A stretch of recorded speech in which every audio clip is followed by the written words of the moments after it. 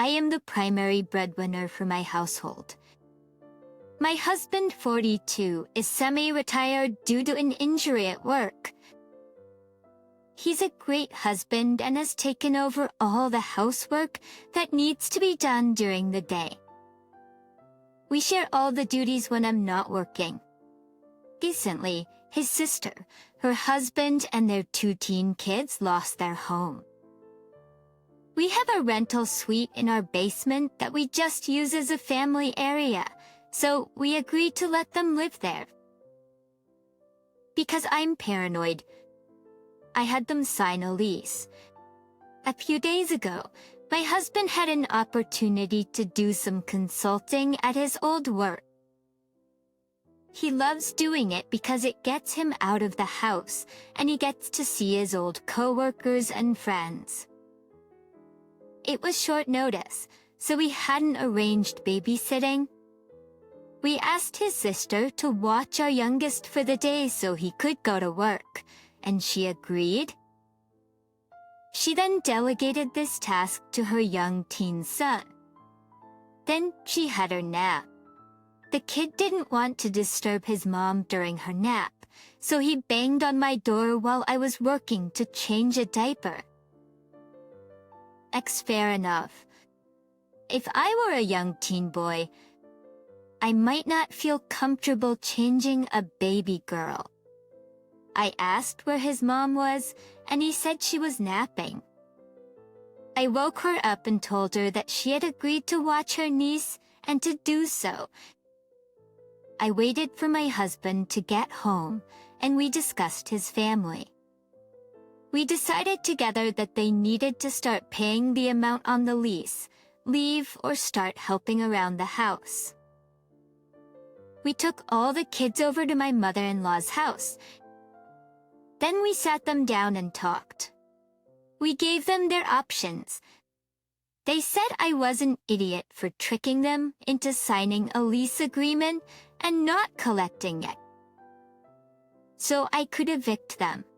I said that that wasn't the only choice. I said that she was the one who chose to lay responsibility on a child.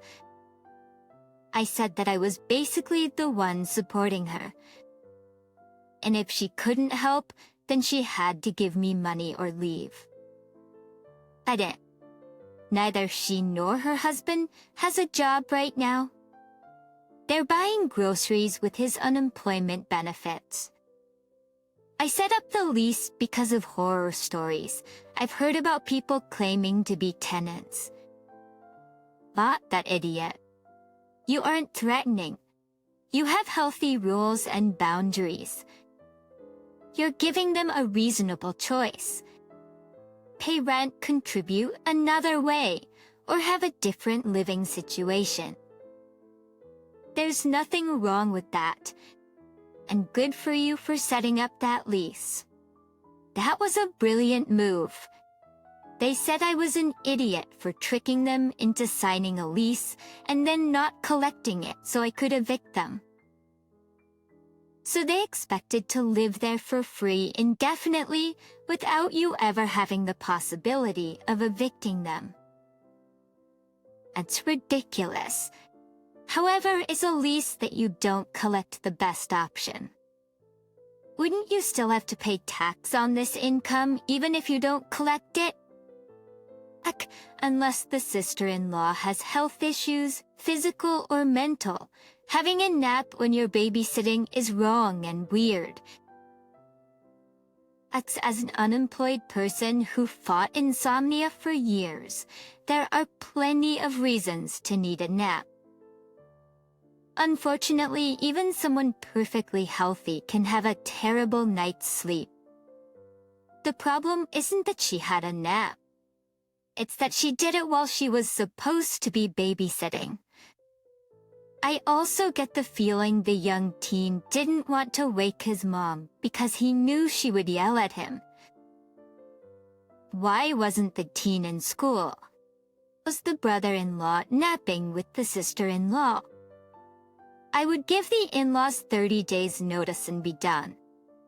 Abdicating responsibility one time shouldn't be the last straw here. I feel this wasn't an isolated incident. But for you for having them sign a lease, you're the only one working. They're not paying rent. One day to help you that they agreed to was not too much to ask. My partner, 31 male, and I, 27 female, lived together in his house. I pay rent to help him contribute to his mortgage. I have my own room where I work from home. I go to the office once or twice a week. My partner also works from home but goes into the office several times a week. My partner has a car but refuses to drive his own to work. He drives a sports car and says he doesn't want his colleagues to see or judge him for this. So he's been driving my car for the past 3 years. But recently, the past year, I've been telling him to purchase his own car. He has the funds, and it's been interfering with my ability to leave the house. So I felt it was an appropriate ask.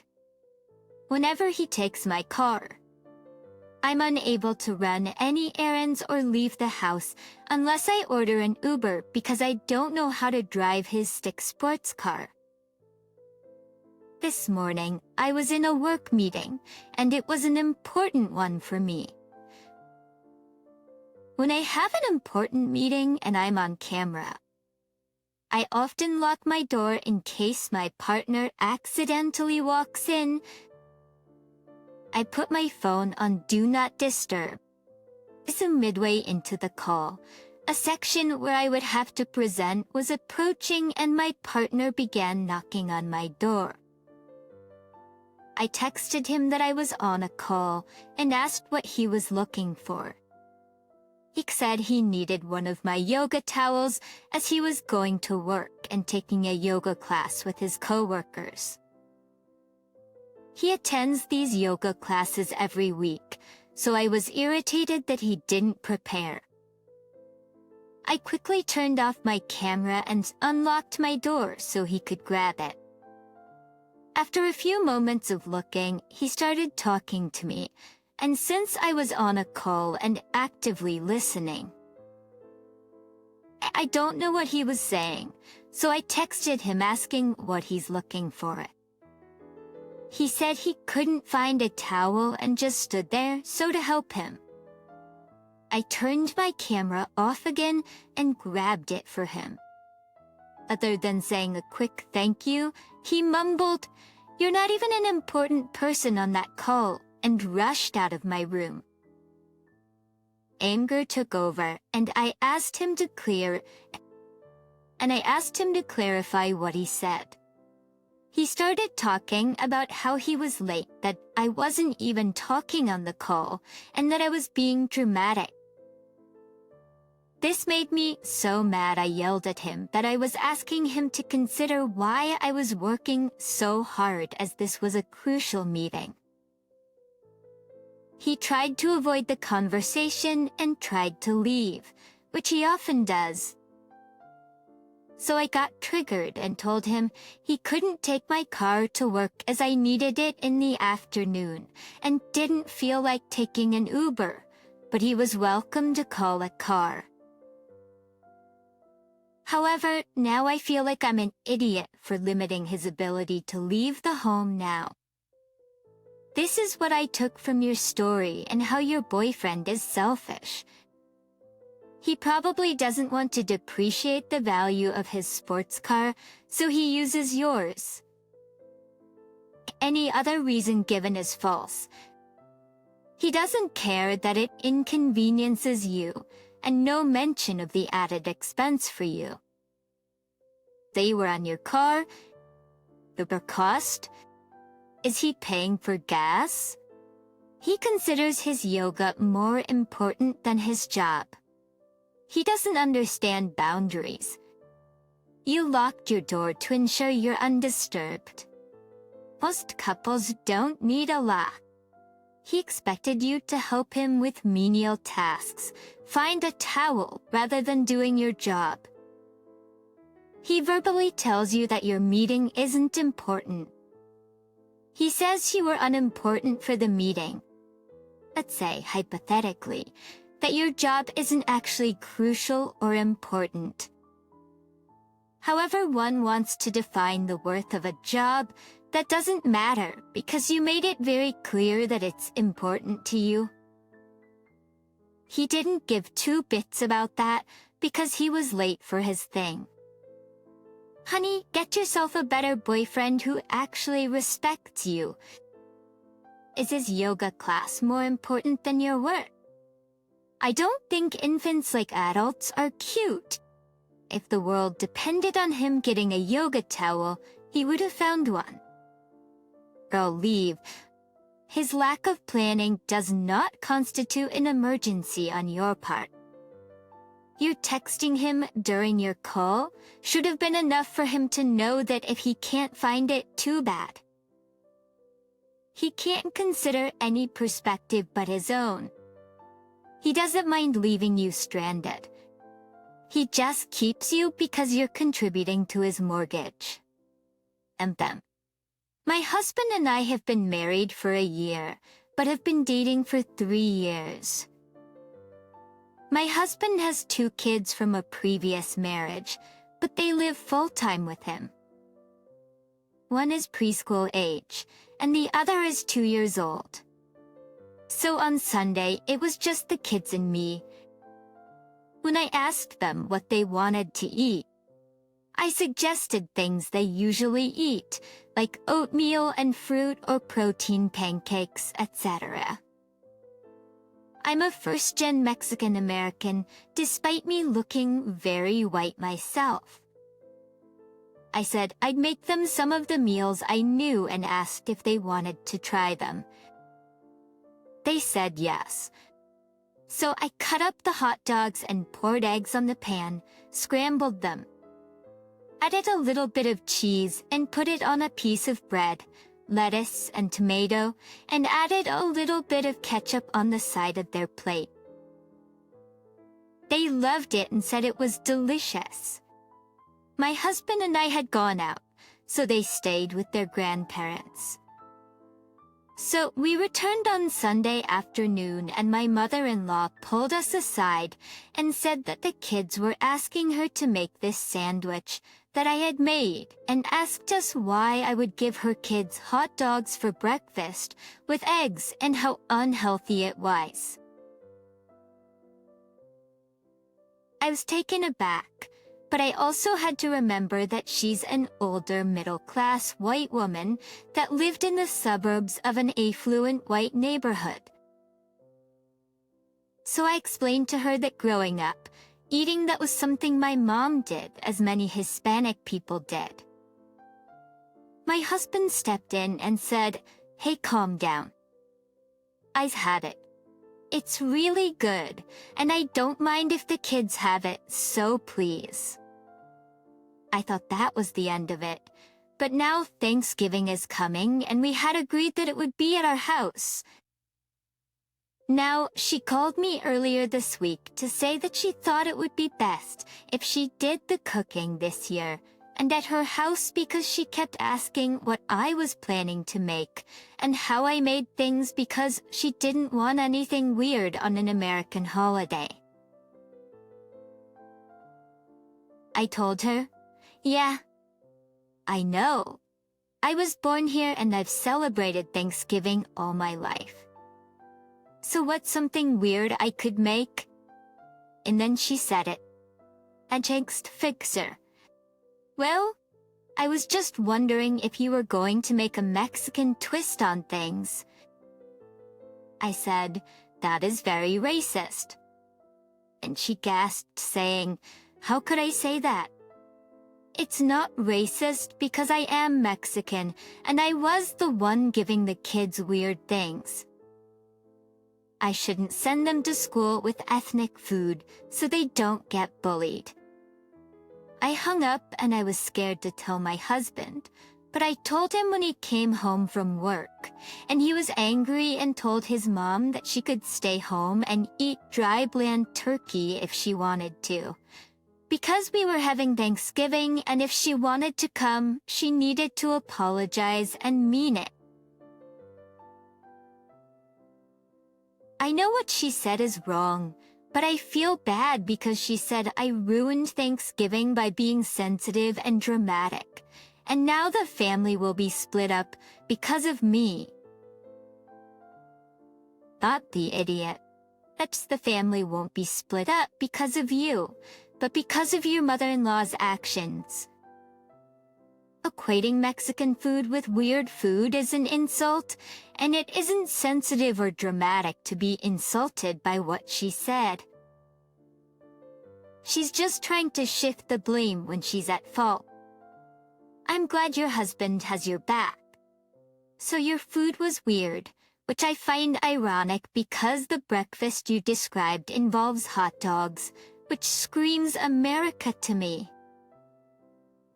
And also sounds delicious. She also indicated your stepkids would be bullied for bringing ethnic food to class. I doubt this will be the case, but the implication was manipulative and rude. Epapalayaws, to your husband supporting you? I understand wanting a traditional Thanksgiving meal, but holy heck, your mother-in-law's being an idiot. You're the one being sensitive and dramatic. I don't think so. A classic case of mother-in-law projecting on you because she got called out on her crap. Have Thanksgiving at your house and enjoy it. Although it sounds to me like it'd definitely be better if she weren't there. So I have hearing damage in one ear, and I sometimes have trouble hearing stuff the first time, depending on if they're on the side with my bad ear. I also started a new job recently and went out for the first time with several coworkers. After a few drinks, this guy I didn't know came up to me at the bar, which was pretty loud and crowded, and said something to me that I only half caught, but I could tell the vibe of it was that someone had a problem with me being gay, and he'd suggest I don't go saying that I'm gay around work. I thought he was doing me a solid. I'm a lesbian in a state that's not too friendly to that, and often at a new job, someone will pull me aside and warn me who the bigots are at the office. I always appreciate it because honestly, that whisper network has saved my butt a few times. But I didn't really hear the name he said. So I went, who? He seemed surprised, like the guy is someone I should obviously know, and I was like, who did you say? And he said a name I still didn't catch. I was feeling kind of embarrassed. I'm honestly sort of insecure about my hearing, so I didn't want to ask him to repeat it a fourth time. So I was like, hey man, I'm sorry, but I'm blanking on the name. Could you point him out? I was still assuming he meant some coworker at the bar. He was going like, what the heck? No, I can't. And acting mad that I didn't know this guy. And I started to get a little frustrated and said, dude, seriously, you're trying to tell me to look out for someone's... And you can't even tell me which guy you're warning me about. At this point, he raised his voice at me and yelled that it was Jesus. I realized then he's not trying to warn me of some bigoted idiot at work. He was that idiot. This is where I might really be an idiot. It had finally clicked for me. Took me long enough. I know. But at that point, I was starting to find making this guy angry kind of funny. So I just went, dude, no need to cuss me out for asking. He said he wasn't cussing me out. I said so seriously, "Who is it?" "Because you're honestly freaking me out, man." And asked several times, while he got increasingly frustrated and said, "Jesus," to which I went, "Language, Mick, I'm not talking to you if you keep cussing me out." He got mad and stormed off, and I returned to the table with my coworkers. A few of my colleagues asked me what was up. It looked like something I said upset him. I was like, "I don't know. It was so weird." He was talking about how I should hide that I'm gay at work because he knew some guy here would have a problem with it, but he wouldn't tell me what guy. And I hate to say this, but I'm starting to think there isn't another guy. My coworker said I should still tell HR. And I was like, maybe. I definitely will if he says anything again. I do feel a little conflicted about that though, since past a certain point. I was just poking the bear. Am I the idiot for pretending not to know Jesus? Not the idiot. I think your response was appropriate and hilarious. I love how you pretended to be offended by his taking the Lord's name in vain every time he said Jesus. I think I'll steal that. Even though it was unintentional at the beginning, it was a hilarious and fantastic way to handle him. Yes, go to HR Bubbly. They probably won't be able to do anything because it was off work property and hours, but you'll have it on record. Also document every time he does or says something inappropriate. Ever be alone with him whenever possible. I know I'm going to get a lot of hate from cat people, but I have to be honest. I hate cats. I think their litter boxes are gross, and I can't stand the smell. Also, everyone involved in this situation is an adult. So now that I've gotten that out of the way, here's my problem. My parents are hosting Thanksgiving this year, and they invited immediate and extended family. It's going to be huge. Niece and siblings and I own our own houses, so we're splitting up the out-of-town family members so no one will have to overpay for hotel rooms. I'm hosting the single cousins so they can have a little fun outside of family time. My cousins started to arrive yesterday. Shelby arrived, and when I opened the door, I saw her standing there with a big smile, her luggage, and a pet carrier. I pointed to the carrier and asked, "What's that?" She happily told me she just adopted a cat and didn't want to leave it at home with her roommates. I stood at the door for too long without letting her in, so things got awkward. I admit I didn't have a no pets rule, but I didn't think I had to.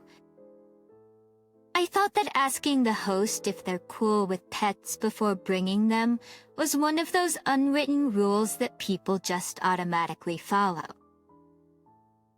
You know, you don't have to tell every adult coming into your house not to pee in the kitchen sink. Besides, no one else brought their pets, and a couple owned dogs. Finally, she asked if she could come in, and that brought me back to... My senses brought me back to my senses. I told her I don't allow pets in my house, and that her cat couldn't come in.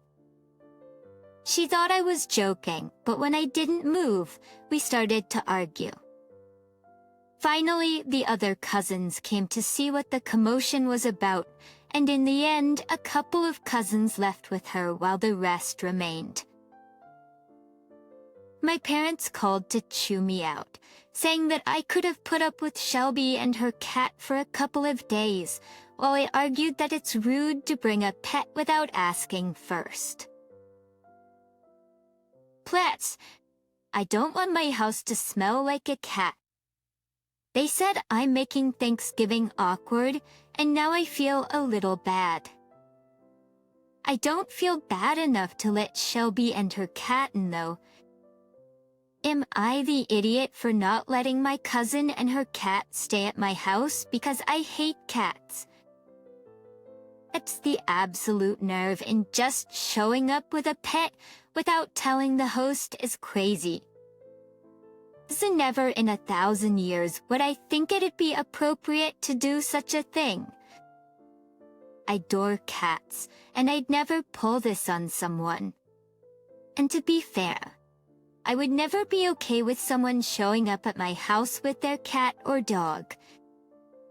However, you are right that it's pretty much an unwritten rule not to just show up with an animal. Do not bend on this, because if you let the cat stay there once, it'll happen again. I'm not even sure it's unwritten. You should never bring a pet to someone's house without asking. I'm allergic to cats, but the answer is no, even if someone showed up with a dog. And I am one of those people who loves dogs too much. I like my place to be allergen-free for guests, and I have zero trust that someone who brings a pet without warning, especially a brand new one, will cover any damages their animal does during their stay. The just adopted part makes it worse. The poor cat's already trying to adjust to a new home, new routines, and new people, when suddenly they're moved somewhere new again with the stress of a long car ride or even a flight, and they're now surrounded by a ton of unknown people. That poor baby. Let Shelby and her cat stay at your mom's then.